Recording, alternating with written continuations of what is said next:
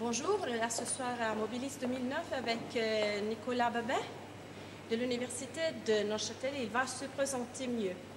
Voilà, donc oui, Nicolas Babet, donc, de la Haute École de Gestion Arc à Neuchâtel. C'est une haute école spécialisée. On développe un projet en collaboration avec la société neuchâteloise Highland Green Technologies et puis donc la Haute École de Gestion Arc. Et puis de quoi s'agit-il? Donc c'est un tricycle solaire électrique. Donc vous avez des panneaux solaires sur le toit du véhicule, une batterie, deux moteurs électriques sur les moyeux des roues arrière, puis pour un véhicule qui permet de pouvoir avancer à une vitesse maximale de 45 km/h. Avec un seul pack de batterie, on en a pour 50 à 100 km d'autonomie. Donc les trois quarts de l'année, vous n'avez même plus besoin de la prise pour pouvoir avancer. Alors c'est un premier prototype.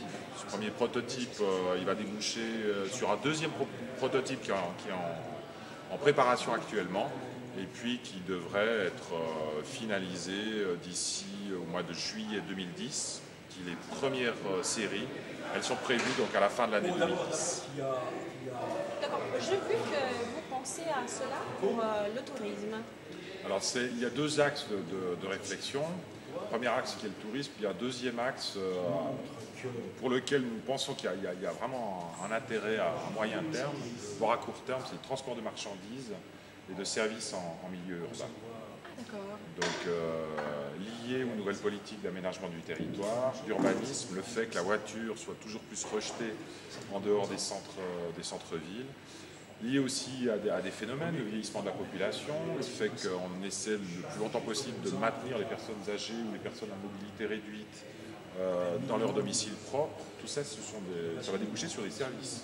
Donc, et puis également du transport de marchandises, que ce soit pour gérer les commissions, les déchets, faire du ménage, etc., etc. Donc là, on va débuter également une étude de marché très approfondie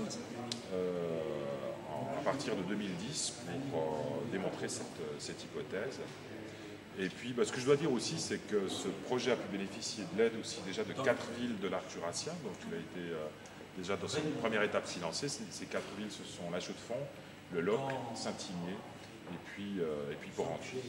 Et puis pour la suite des événements, donc on développe une collaboration actuellement avec le canton du Jura pour développer industriellement et commercialement à terme ce projet. D'accord.